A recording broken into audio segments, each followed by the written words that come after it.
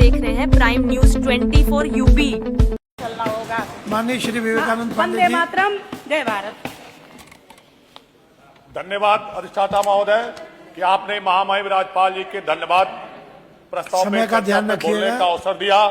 और धन्यवाद मैं अपने कुशीनगर खड्डा विधानसभा की सभी सम्मानित जनता को भी देता हूं कि जिनके आशीर्वाद से लोकतंत्र के मंदिर में मुझे आने का अवसर प्राप्त हुआ। और आज मैं महामहिम राज्यपाल जी का भाषण हम लोग जब सुन रहे थे,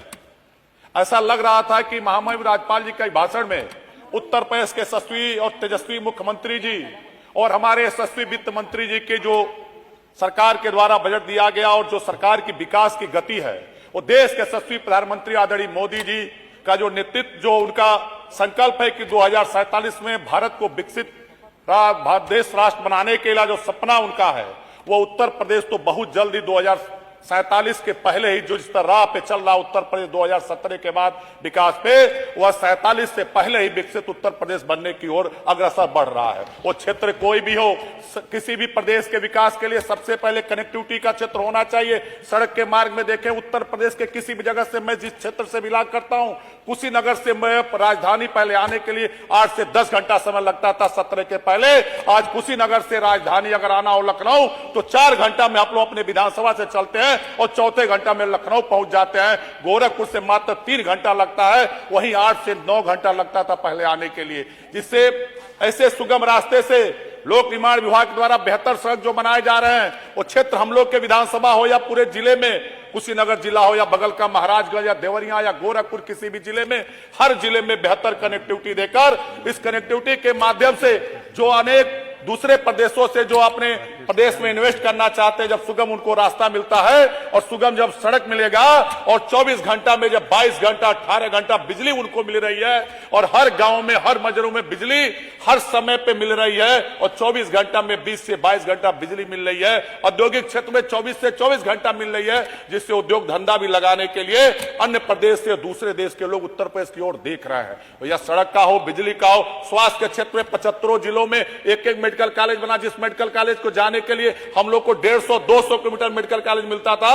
आज हर जिले में एक एक मेडिकल कॉलेज। अपने विधानसभा से 35 किलोमीटर दूर जब चलेंगे तो बेहतर मेडिकल कॉलेज परम पूज्य योगी आदित्यनाथ जी के नेतृत्व में और डिप्टी सीएम ब्रजेश पाठक जी के नेतृत्व में मेडिकल कॉलेज बनकर तैयार है। शिक्षा के क्षेत्र में हर क्षेत्र में प्राथमिक विद्यालय है, प्राथमिक विद्यालय में शिक्षा की गुणवत्ता और कायाकल्प के माध्यम से विद्यालय को चकाचक करके, स्मार्ट क्लासेस करके, अन्य सुविधाओं से लैस करके प्राथमिक के बच्चे या जूनियर के बच्चों को निःशुल्क शिक्षा देने का काम, यहां तक मिड डे माध्यम से भोजन के साथ साथ उस बच्चों को स्कूल ड्रेस भी डीबीटी के माध्यम से देने का काम हमारी सरकार कर रही है। निश्चित रूप से विकसित भारत और विकसित उत्तर प्रदेश का माध्यम है, जिस प्रदेश का सड़क और बिजली और शिक्षा और स्वास्थ्य और किसानों के लिए तमाम योजना चला के, वो या किसान सम्मान निधि हो या किसानों को दुर्घटना के समय में जो उनको पैसा मिलता था, पहले जो मिलता था सिर्फ किसान को ही मिलता था, खेत होता था, अब तो खेत भी अगर नहीं है तो बंधक भी अगर खेत को रखा हो, अगर कोई बटाईदार भी हो,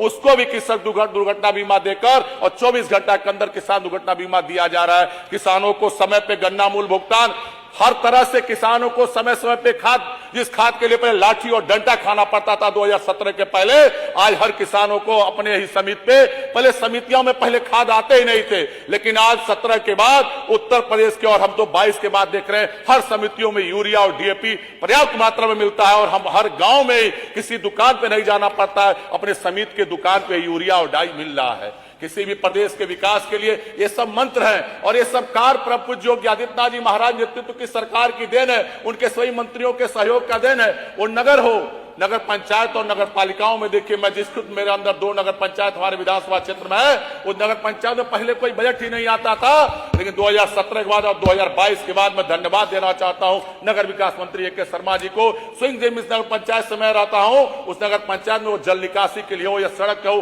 अलग अलग सुबह से शाम सफाई, पोखरे तालाब को सुंदरीकरण करने के लिए, मंदिरों को सुंदरीकरण करने के लिए, कार्यालय बनाने के लिए अलग अलग मद का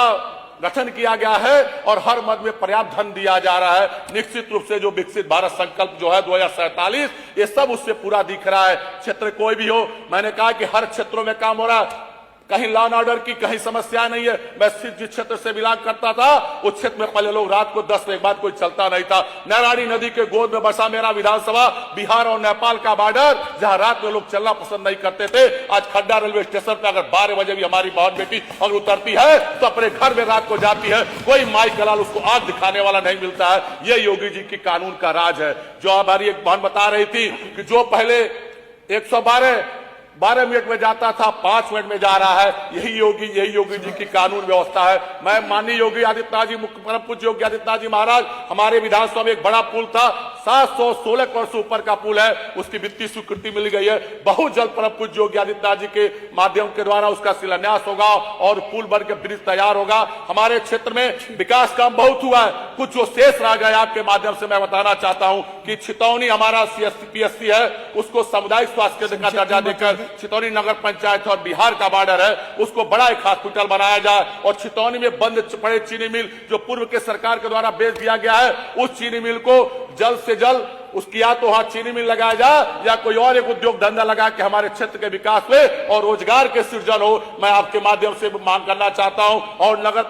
नौरंगिया ग्राम सभा में एक प्राथमिक स्वास्थ्य केंद्र की स्थापना किया जाए, कटाई भरपूर में किया जाए, मड़ाल बिंदुवलिया में किया जाए। और एक लास्ट सवाल आपसे महाराज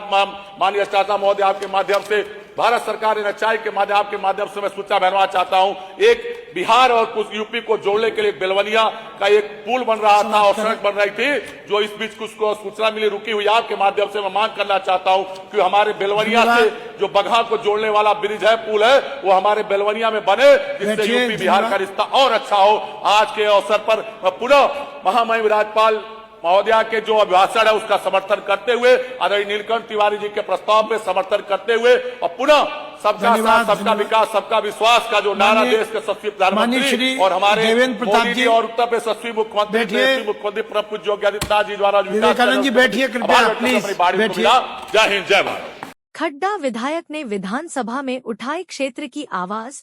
बजट सत्र में जन समस्याओं पर दिया जोर। नमस्ते, आप देख रहे हैं प्राइम न्यूज 24 यूपी।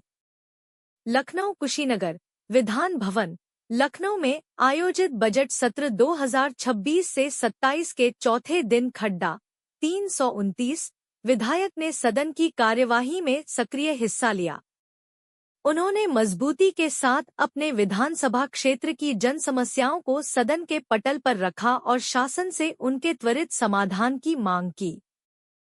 विधायक ने क्षेत्र के विकास और मूलभूत सुविधाओं के सुदृढ़ीकरण हेतु अपनी प्रतिबद्धता दोहराते हुए खड्डा की जनता का हृदय से आभार प्रकट किया। उन्होंने कहा कि जनता का विश्वास ही उन्हें क्षेत्र की उन्नति के लिए निरंतर कार्य करने की प्रेरणा देता है। प्राइम न्यूज 24 यूपी के लिए लखनऊ से शिवकुमार प्रजापति की रिपोर्ट। उत्तर प्रदेश की विश्वसनीय खबरों के लिए प्राइम न्यूज 24 यूपी को अभी सब्सक्राइब करें और जुड़े रहे हमारे साथ।